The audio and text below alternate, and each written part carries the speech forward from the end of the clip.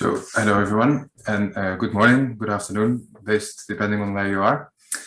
I think quite a few of us are here already, so we'll just give it a start. Again, good morning, afternoon to everyone who has tuned in, and welcome to the 9th EPRC webinar of this year. My name is Emil Evenhuis, and I'm a postdoctoral researcher at EPRC in Delft. It's a real pleasure to host this seminar today and have Dr. Emil Evenhuis with us. He will talk about place-based applications of well-being through regional policy, a topic that is increasingly coming up in EPRC research and in our network meetings. In normal circumstances, these seminars would have taken place face-to-face at the University of Strathclyde in Glasgow, which we'll really look forward to doing again in the future. Still, today we are delighted to welcome you to this webinar from different parts of the world, and hopefully in our future webinars as well. A couple of house rules for today. I would like to inform you that the meeting is being recorded, which means that you and your colleagues will have the opportunity to watch the meeting at a later stage. The recording will be made available on our YouTube channel and shared with you as well by email. And we would also like to encourage you to use Twitter to share your thoughts on the webinar. During the next hour or so, just a reminder to keep your microphone on mute if you're not speaking. You're free to use the comment box in the chat, and after Emil's presentation of around 30 minutes, we'll have a Q&A. During that Q&A, please use the raise a hand function if you would like to make an intervention, or again use the chat function to send your comments or questions. So let me present today's speaker. Dr. Emil Evenhuis is a researcher urban and regional development within the Department of Urbanization and Transport of PBL, which is the Netherlands Environmental Assessment Agency. His research focuses on the interplay between economic evolution over time, the development of cities and regions, and territorial governance and policy. Prior to starting at PBL in 2019, Emil has spent quite some time in UK academia. He obtained a PhD in economic geography at the Centre for Urban and Regional Development Studies, CURDS, at Newcastle University in 2016. And worked as a research associate, first at the University of Cambridge and then at the University of Southampton. So I would now like to invite you, Emil, to share your slides. And while you're doing so, just a reminder to our audience to keep any questions to the end or post them in the chat in the meantime. So over to you, Emil.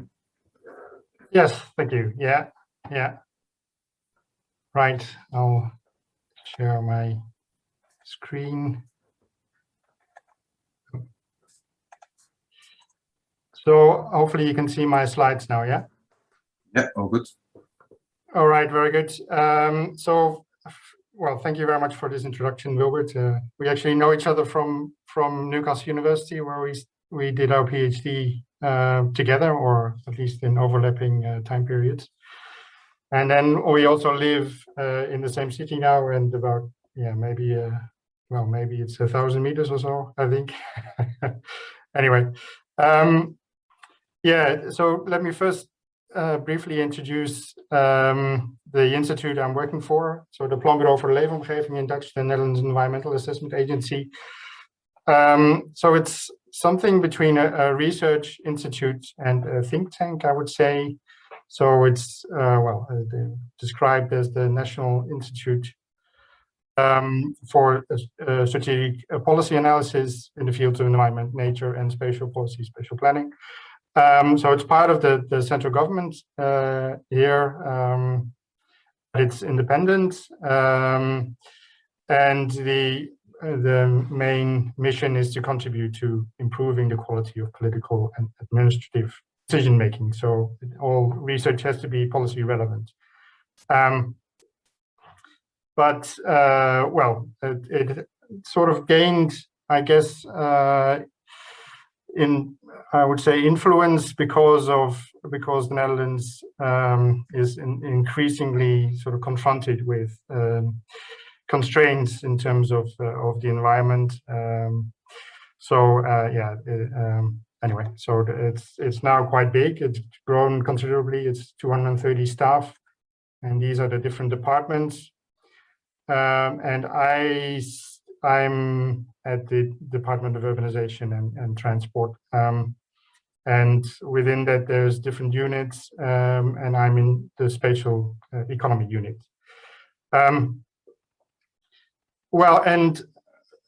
Together with about 7 other researchers, we're doing a research program which runs in parallel to this new round of regional policy in the Netherlands, which is called the Region Deals program. So the idea being that with this research program that we're conducting, we develop knowledge which could be used within this policy program, and also any future editions of this program, if they decide to continue it. So the Region Deal program started in 2018, will run until 2022. So it's a temporary program. It consists of tailored agreements between subnational governments and the central government to implement a set of policies and initiatives with respect to the development of a region. So there's been 32 region deals selected in 3 rounds and principally through tenders. Even though the first 6 region deals were already fixed, but the other 26 were selected through tender procedure. So not every region in the Netherlands has a region deal. And the total budget from the central government is 950 million, but then there's this principle of co-financing. So subnational governments that are participating have to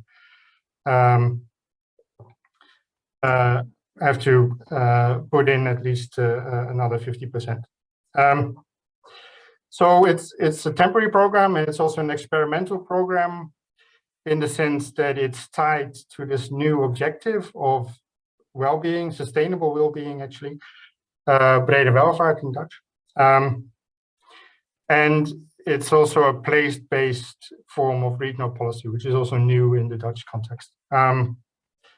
To my knowledge, this is the first time the well-being agenda has been applied to regional policy. I don't know any other instance, but I might be wrong. With the well-being agenda, I mean this trend that you can see of focusing on well-being instead of sort of more narrowly on economic growth and economic prosperity. So you can see that in different countries. Sort of high-profile cases are New Zealand, of course, but also Iceland and Finland and Scotland.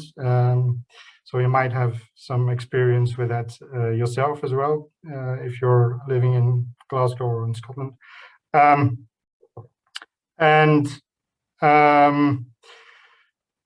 Also at the supranational level, you see this trend, of course, with OECD. Also, the European Commission has this European Social Progress Index, for example, which could be seen as part of this trend. And the UN, of course, with the Sustainable Development Goals. So you see this trend, and then it's not only about well-being in this particular case here, but sustainable well-being, right? So it's also tied to sustainable development. So I'll talk a bit more about this later on, what this is exactly. But what I wanted to discuss in this presentation is what did this shift to this goal of sustainable well-being. So what are the advantages and what issues does this raise, right? So yeah, you might have experience with this in your personal life, but every time you solve a problem, then a new set of problems arise, right? So it's sort of a fundamental tragedy in life, I would say. So I've organized my presentation along these lines. So first I'll discuss what is sustainable well-being, especially in the context of a region, and then I list 3 possible advantages and also the issues that this raises. And I also wanted to ask you 2 questions. I don't know if you're familiar with Mentimeter, but I've got this one question to kick off with. So yeah, if you could go to menti.com and then use this code, and then just answer this question. So do you think it's a good idea to adapt sustainable well-being as the main objective of regional development policy? Let me switch to another screen.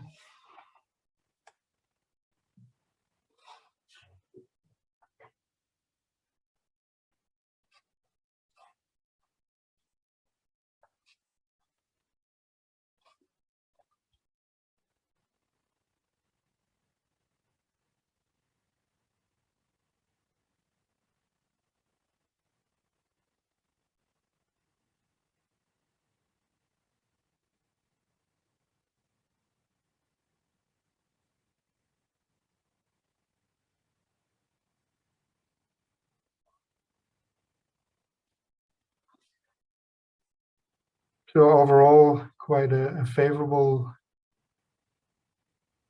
attitude, I suppose. Yeah.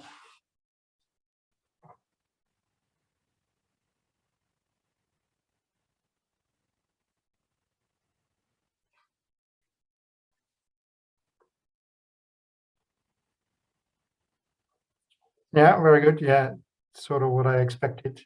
Few people are not sure. Always good to be cautious. But nobody has said no so far. Yeah. Let me switch back to so you're seeing my slides again, I think. Yeah, so overall, quite a favorable attitude towards this shift. So what is sustainable well-being, right? So there is this, of course, traditionally there is this focus on a narrow set of economic indicators, right? And I think it's also important to stress that this is not inherently guided by welfare economics or by neoclassical economics or whatever, but it's sort of a habit, you could say, within policy to focus on a narrow set of economic indicators, especially GDP per capita, of course, but associated with that as well, our productivity, innovation, employment. So there is this these narrow set of concerns, basically, within development in general and regional development specifically. But then there is a broadening out or an expansion along 2 lines, right? So there is this expansion towards well-being, right? So you consider a larger set of things, right? So not only income and not only employment, but also, for example, access to services, housing, health, education, quality of government, quality of the environment, safety, etc., etc. So there's that shift towards a broader set of consideration, and then there's a further expansion, which is sort of the sustainable development element, right? Towards sustainable development. So which has 2 aspects, right? So you consider the impacts elsewhere. So you consider the footprint you cause within your region, outside of your region, and then another aspect is of course the well, the temporal or the time aspect, right? So so what you do now, you consider what that if that what that means for the options you have in the future, right? So that is well, so what that does mean is that that you get this indeterminate zone where it's not clear, or there are still many unclear aspects of what are synergies and trade-offs within this broader set of aspects, and then also with these aspects of sustainability. And that also raises normative questions. Anyway, I'll talk about this later on, but it's good to realize it raises these questions. Well, a little bit about the debate on sustainable well-being in the Netherlands. So a key development event in the international debate has, of course, been this publication of this report by Stiglitz, Amartya Sen, and Jean-Paul Fitoussi. So that's really put this debate of going beyond GDP on the map, right? And then you see different sort of developments, attempts to harmonize and standardize this in terms of statistics and indicators. And a key event in the Netherlands with regard to this agenda has been this report by a parliamentary commission, which recommend to adapt sort of this idea of brede welvaart or sustainable well-being as a key consideration for policy making and policy evaluation, and to use these international statistical standards which have developed. And after that, you see sort of a gradual adoption of sustainable well-being into different, first of all, into a set of indicators by Statistics Netherlands, and also in policy. And the idea now, or the intention is now to also incorporate it within the budget cycle of the central government. So what does it mean in the context of a region, right? So the day-to-day experience is, of course, mostly at the regional local scale, even though with Corona, I think the scale has been even more limited now to maybe very local, to maybe just your apartment. But a lot of it is located at the regional local scale, and many factors at this scale are important for people's well-being, right? So the housing situation, access to services, education, access to jobs, environment, especially, etc., etc. And for policy, that means that you can enhance people's well-being, right, by actively targeting these characteristics. And you can, moreover, further enhance people's well-being by taking account differences between regions, right? So that's where the place-based policy element comes in, right? So I'll talk about that later as well. So let me start with the first possible advantage, right? So sustainable well-being would direct attention to what really matters for people. So it does provide some direction. So it's not an empty. Some people have said it's sort of an empty concept. You can just fit in anything you'd like, basically, but it does provide some direction, I would argue. So at least it would force you to consider how sort of these traditional objectives would actually benefit people, right? So even if you focus on traditional objectives like prosperity, growth, etc., then you still would have to explain how that would benefit people. And how that would increase people's well-being, right? So you can't just say innovation is our target, but you have to explain why would that actually benefit people? So in practice, you see that a lot of these region deals still are partly focused on economic prosperity, on these traditional goals, and not all of them actually explain how this would lead to more well-being. But you do see so that there's still some scope for this well-being concept to be applied in a better way, I would say. But you do see, I would also argue that some different types of policies are considered and legitimated because of this focus on well-being, right? So there's more focus on, for example, elderly care or on the housing situation of people,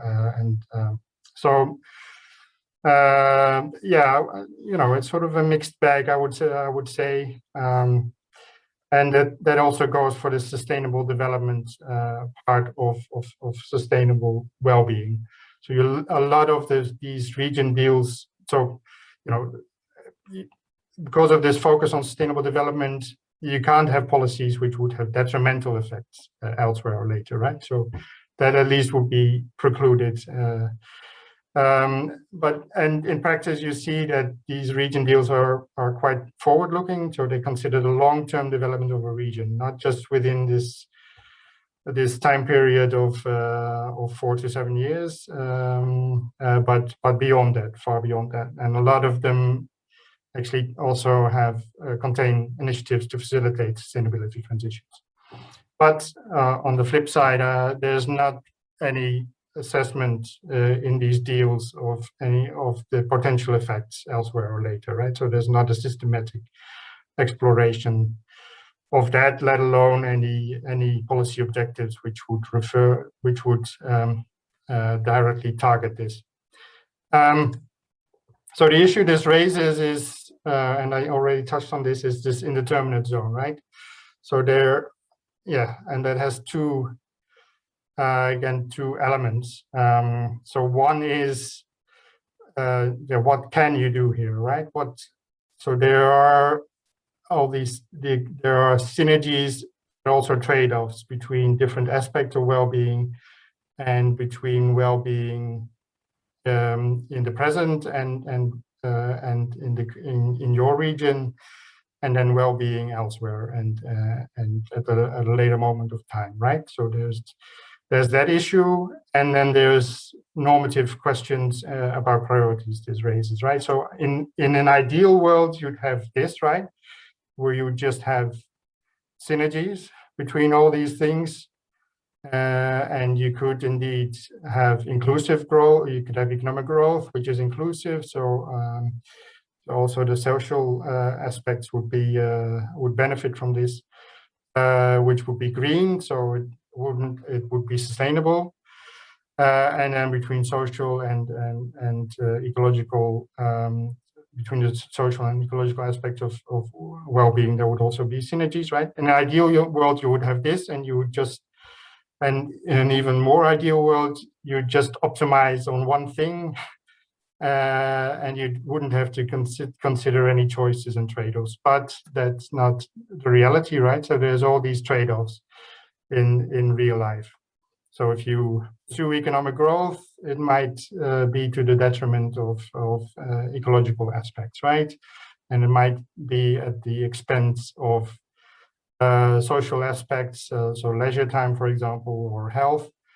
And it might produce all kind of structural inequalities, disadvantages, or it might go along with that, right? So, which gives its own set of issues, of course. This is or if you want to pursue a better natural environment, it might be at the expense of economic growth. It might be at the expense of certain social aspects of well-being, right? So that's the reality, and that also, one thing is that we don't have a very good insight in these relationships, right? And we don't have certainly not a complete insight in these kind of relationships of trade-offs, possible synergies. Another aspect is that it would force you to choose what has priority, right? So what aspects of well-being do you find most important? Yeah, that's the first choice you're faced with here. And from a welfare economic standpoint, you'd have a different, a different interpretation of what well-being would be than if you would approach this from a capability perspective, right? So is well-being about providing resources, providing means for people, or is it more about empowering people and making sure that they have actual capabilities to do stuff? Well, another choice you're faced with is this, the basic social justice question. So who should benefit? Who would you prioritize within your region? Is it the elderly? Is it young people? Is it poor people? Is it homeless people, etc., etc.? And then third choice would be this about sort of what happens in your region and what happens elsewhere. So would you just want to reduce the footprint that your region causes elsewhere, or do you think it's enough to sort of maintain, to not let the footprint increase anymore, or do you think you actually owe it to other regions to have a positive effect, to produce positive effects there? And similar to this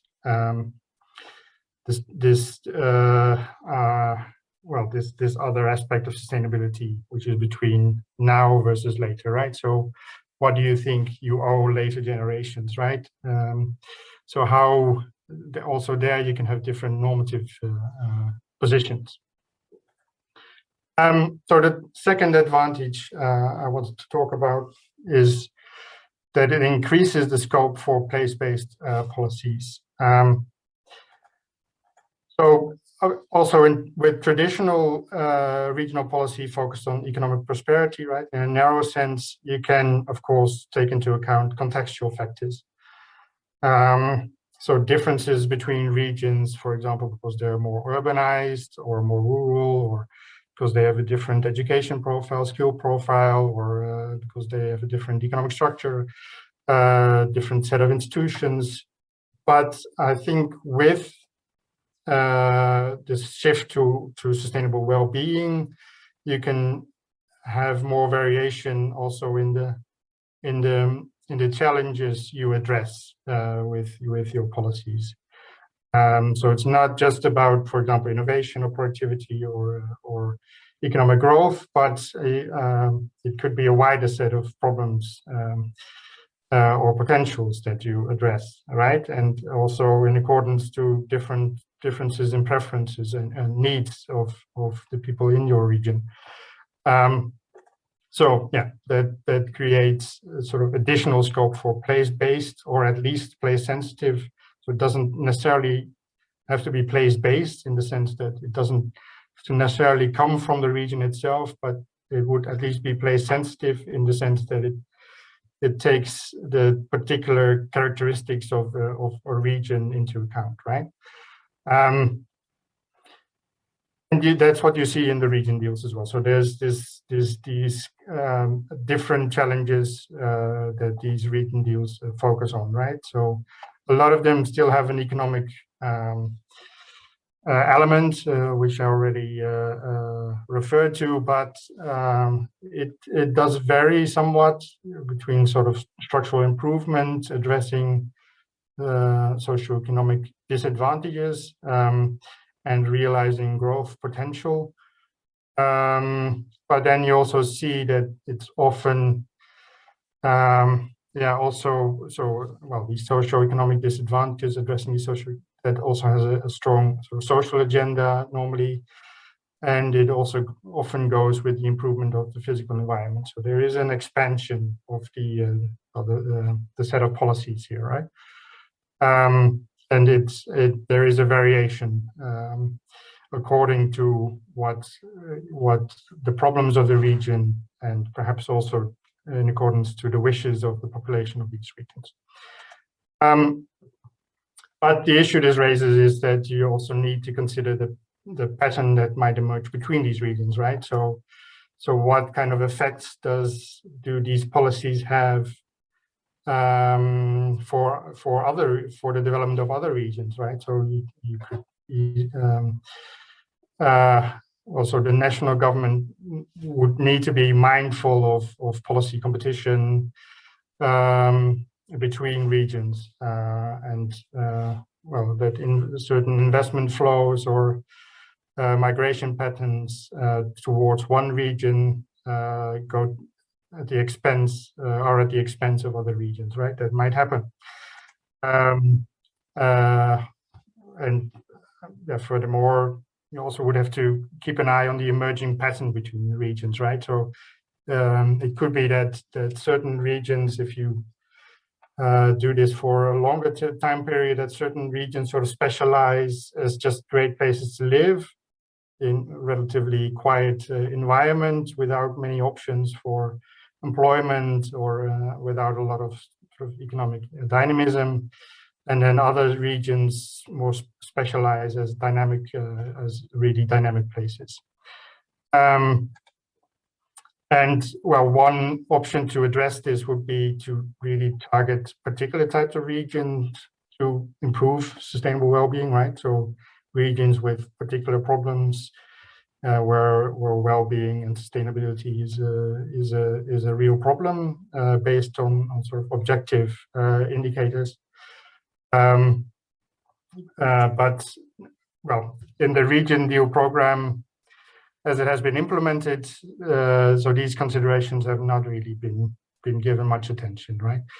It could be because it's a temporary program and it's sort of an experimental program, and so yeah, these considerations which would come up when you would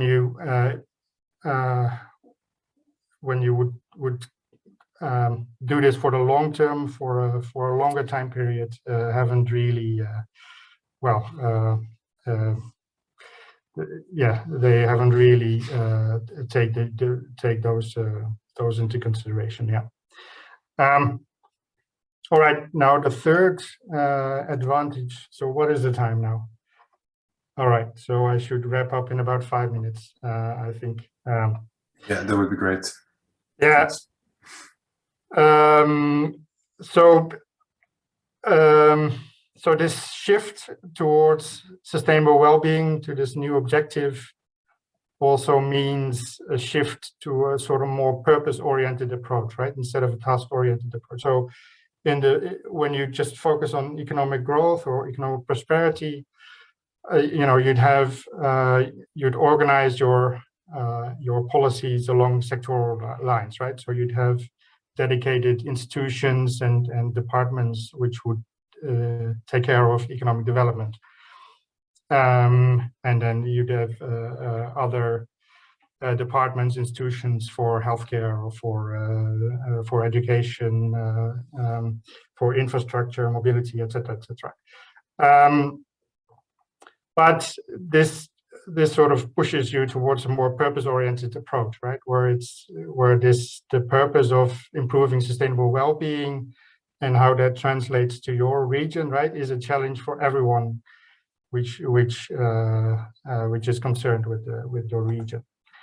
So that implies integration, joining up of policies, right? And it means mobilization, coordination along different dimensions. So there's the vertical dimension, right? So sort of the multi-level governance that it would imply. So this coordination across different sectors, domains, policy domains, and then also between various subnational governments which make up the region, right? In the region in question.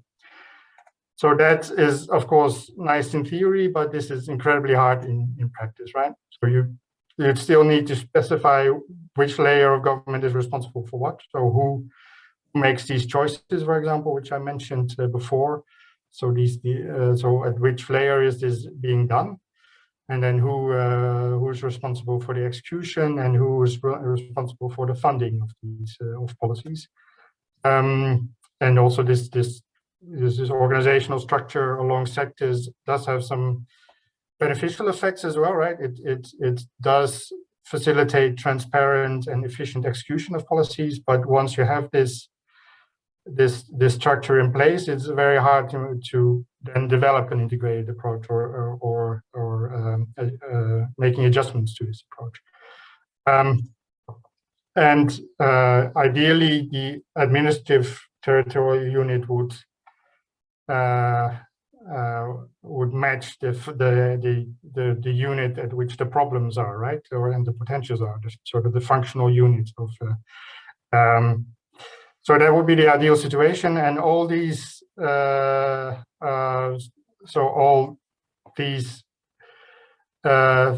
things are basically not in place in the Netherlands.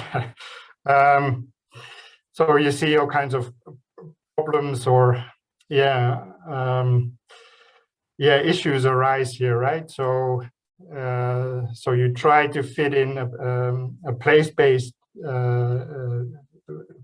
policy making, right, into a relatively centralized government structure. Especially the tax system is highly centralized, so the funding streams are highly centralized in the Netherlands, which creates all kinds of issues when you try to decentralize your policy making.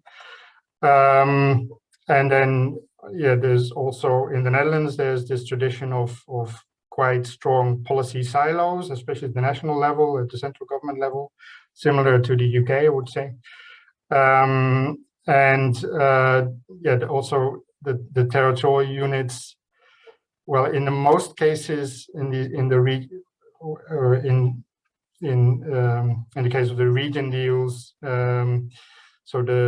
it has to be several municipalities which come together to address a problem within a larger region. So this creates all kinds of imbalances between what is your democratically provided mandate, the formal powers you have, and the resources you have, and the forms of the accountability you have. So it's sort of an extreme form of what Frits Scharp would call a Politikverflechtung. So sort of this entanglement, interweaving of all these things into a sort of a very unclear mess. So as if I would be a constitutional lawyer, I think it's kind of a horror show, to put it provocatively. And then there's also the creation of all kinds of ad hoc arrangements and networks outside of the formal framework of territorial government in the Netherlands. So that also builds on the tradition here in the Netherlands of cooperative governance and network governance. So it's not new for governments, for subnational governments here in the Netherlands, but it does sort of reinforce the problems that creates for sort of democratic accountability. Right. So I'll to my conclusion. So I think, like I said, so the shift to sustainable well-being has several advantages, but it also creates new issues, right? And I would say there's then a new agenda for policy and research, right, along these new issues. So how to make these choices that are necessary to give real substance to this idea of sustainable well-being, right? So I've talked about that. So what will this mean for the pattern between regions, right?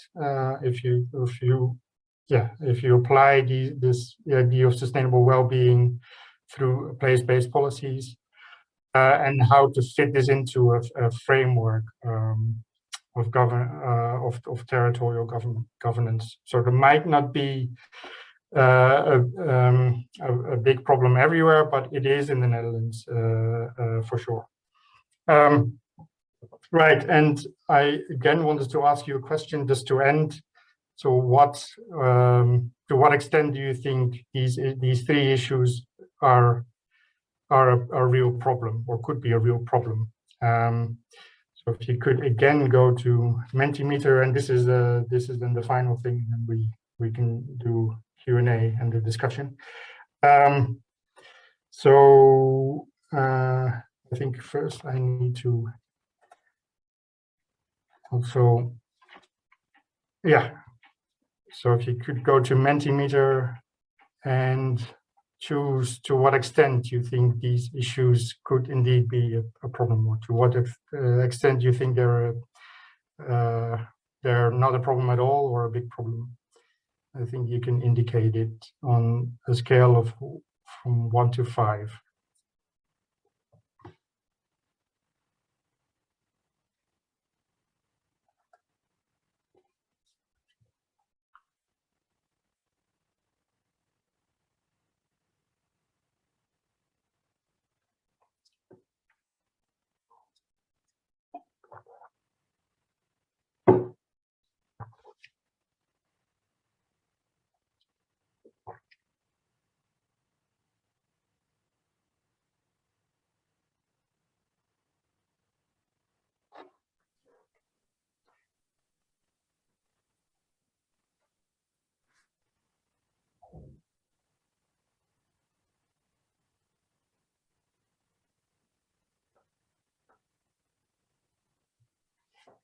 Yeah, this is kind of what I expected.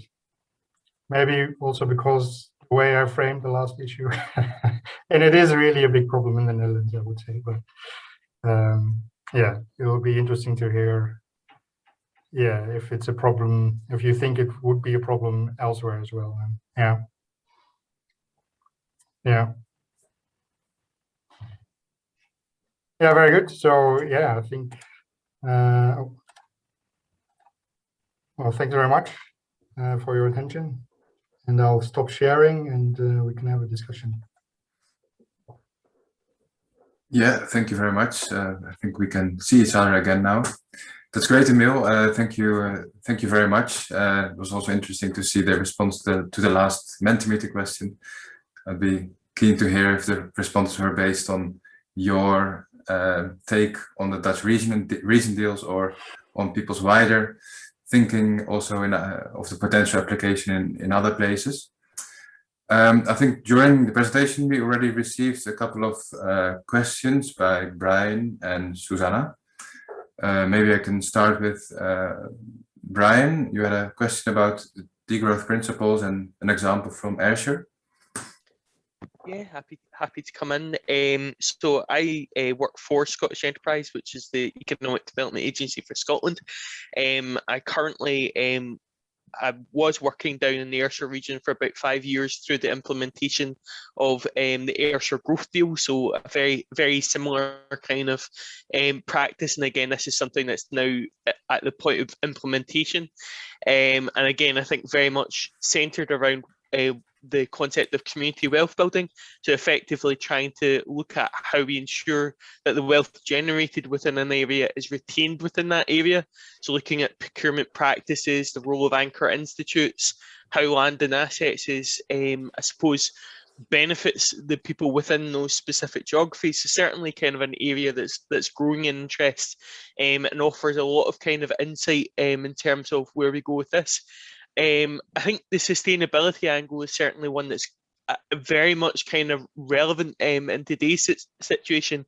And one of the concepts that's coming through, I suppose, more through literature at the moment is the idea of degrowth, and looking at, again, how we create or recognize, I suppose, limited resources within the world. So say, for example, like Catherine Trebek's book on the economics of arrival, where are we actually hoping to get to in terms of, is continual growth actually sustainable? Well, no.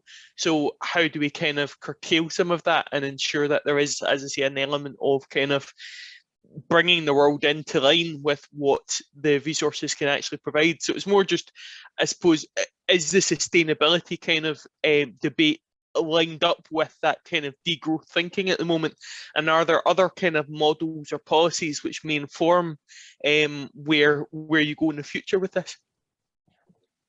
Yeah, Yeah, thanks very much. So I think I should have mentioned Ayrshire probably. That's the only other case I do know of sort of of the well-being agenda or sustainable well-being agenda being applied at this really at the subnational level. If you wouldn't consider Scotland and Wales as part of the subnational level, but that's a different discussion probably. But good question. In the Netherlands, what I can say to this is in the Netherlands, we haven't really come across any attempts at sort of more alternative or even radically alternative forms of development, right? So they've stayed I think in general, they've stayed very close to the traditional type of policies for development, for regional development. So we don't see an application of new models in that sense. I think in the UK, you see many more examples of this. And I think I personally see it as my task to also bring some of that thinking into the debates within the Netherlands and to inspire policymakers here to think more outside of the box a bit. I think that's if you're looking for inspiration of really alternative forms of development, then don't look towards the Netherlands, I would say. Thank you very much. No worries. I mean, one other thing, and apologies if I'm taking up time here, would be even like the concept of 20-minute neighbourhood. I don't know, or again, like looking at obviously access to resources within a specific geographical area. I don't know if that's been part of the thinking or part of the kind of development approach. But that's a good question. Yeah. I don't know any instances where it's been explicitly framed like this. Maybe Wilbert knows better, because I think this is more his area than mine. But I don't know any. I mean, I think in general in the Netherlands, it's already practiced, I would say, or it's close to being practiced. To at least consider pedestrians and cycling or walking and cycling as and public transport as modes of transport, viable modes of transport. I don't know any examples at the top of my head of policies within the region deals which focus explicitly on this.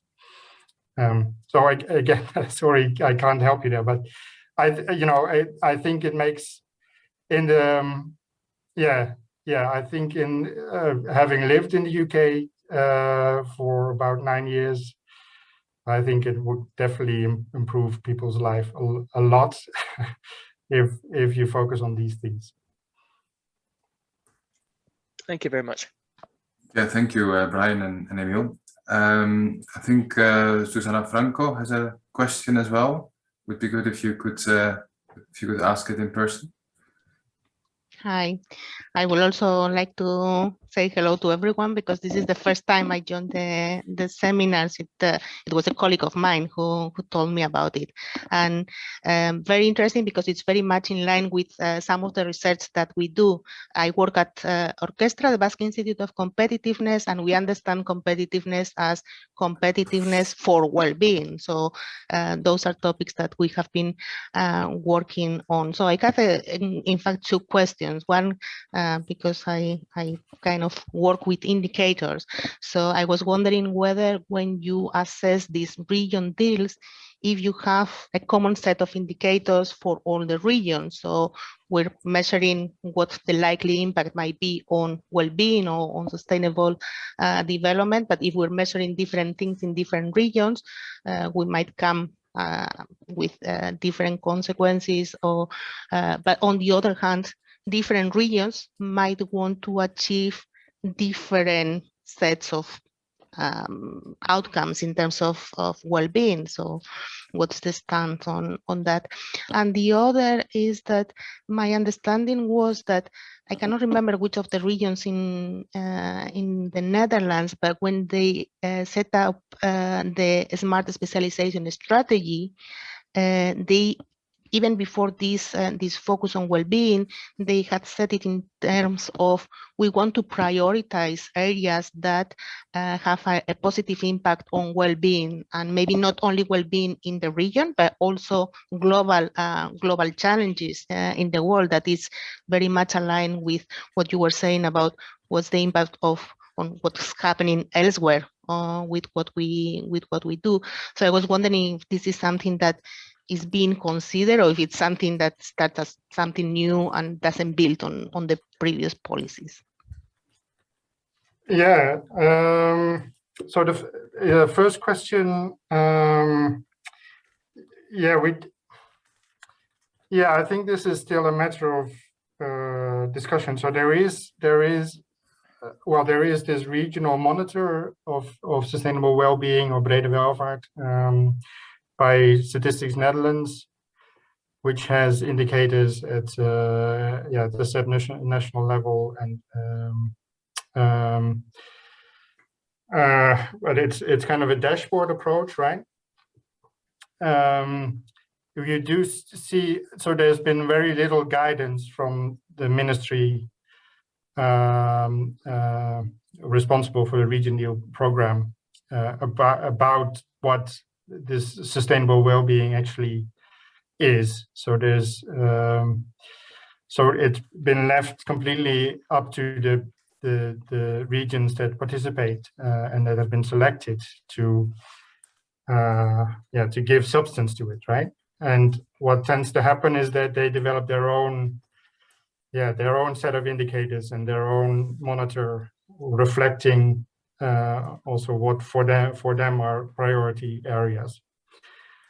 Well, the other thing I could mention in this context is that we, as PBL, so within my institute, so one of the people I work with, called Mark Tissen, he's trying to develop an index,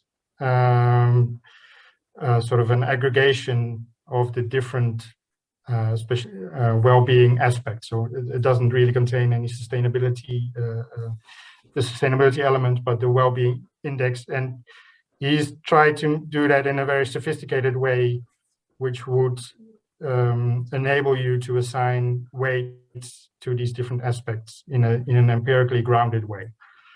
So that's still in development, but that I think would, because I think a real objection towards using or aggregating in one index is that you have to make assumptions about weights and what people find important. And that will vary a lot between regions, but he's tried to find a way to get around this problem. But that's still in development, but that would help us, I think, would be a real step forward, I think. So anyway, keep an eye out on that. I think it's a bit of a pity that a lot of our publications are in Dutch, or all of our publications are in Dutch, and I think we've done some really, especially, I think we've done some sort of groundbreaking work in some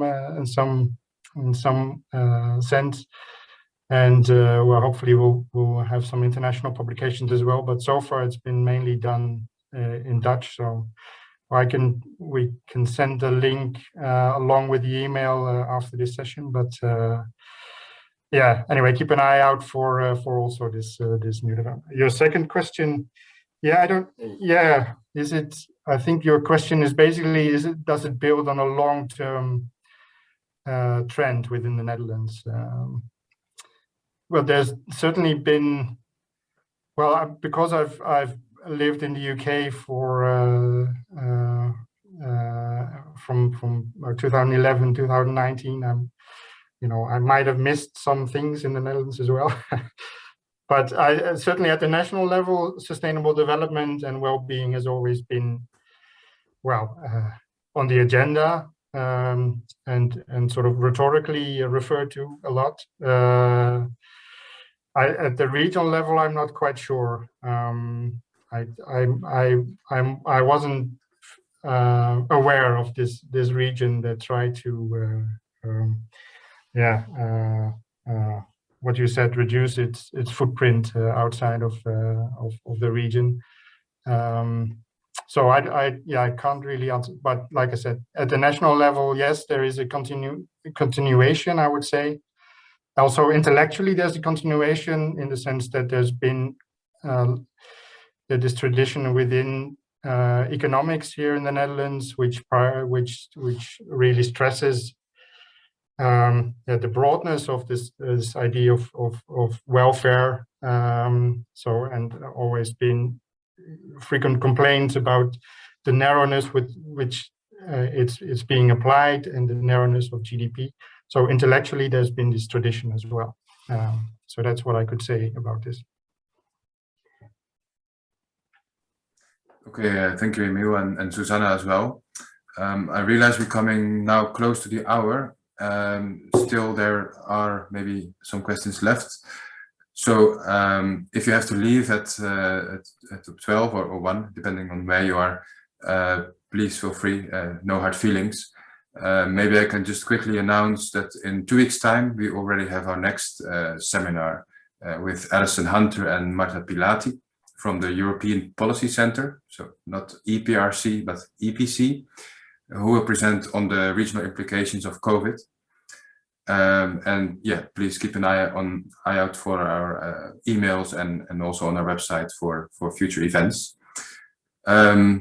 So that aside, maybe I can give the word to Bryony, who's already spoken in one of our previous webinars. Heidi, would you like to ask a question?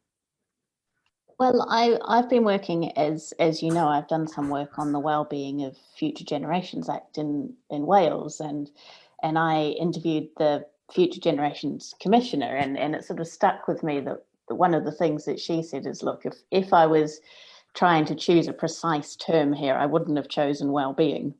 So it's a bit of a classic fuzzy concept, but it's a nice, warm, feel-good thing that everyone gets behind. But I suppose I wanted to be slightly devil's advocate here by saying, are we ourselves as researchers sometimes, as the sort of well-being agenda develops, are we also falling into the trap of thinking that well-being is always an inclusive good here? And I mean, it really struck me, Emil, and coming back again to Susanna's question about the national indicators, there is always a tension when you have a strata of indicators and you're trying to do something that is place-based. Is there a tension between what might be my well-being in a particular region and the well-being of my neighbours? Is the sort of tricky question I wanted to put out there. Yeah, so yeah, there could be, right? That's and especially, well, I showed the broadness of the challenges that are included within these region deals, right? And then, for example, a high-tech region like Eindhoven, Brainport is also included. And yeah, they get quite a bit of money actually to further expand their competitiveness. And yeah, it's definitely, well, I would say even likely that it will be at the detriment of other neighboring regions, in the sense that, yeah, talent will be drawn out of these other regions and investment flows perhaps, and yeah, maybe companies will relocate, etc., etc. So yeah, yeah, like I said, in the Netherlands so far, this particular aspect hasn't received any attention, but there's definitely to your broader point about well-being being sort of fuzzy and feel good, yeah, absolutely, yeah. And that's why I think we've tried to sort of politicize it again, right? So I think that's the challenge now. So it's not, it's of, you know, there's of course one well, it's on the one hand, it's a good thing in the sense that you share a concern about broadening out and pushing beyond GDP. But then once you've done that, then you need to also realize that there is a lot of politics involved and sort of incorporated within this concept. So it's the challenge to not to reify it, but to politicize it. That's excellent. Thanks, Bryony. Is there any other question that we can take? If not, of course, we've passed the hour, so then we can close off the session. First of all, I would really like to thank Emil for his very insightful contribution. It was very informative for me, and I'm sure also to the audience. Yeah, likewise, the audience, all of you, thanks for your interest today. As I said, in 2 weeks, we'll be back with a webinar about the regional implications of COVID. So please keep an eye on the mailing list on the website and register for that session. And we hope to see you there. And for now, we wish you a very good remainder of your Wednesday. And yeah, thanks to all again. See you later. Yep. Thanks for the discussion.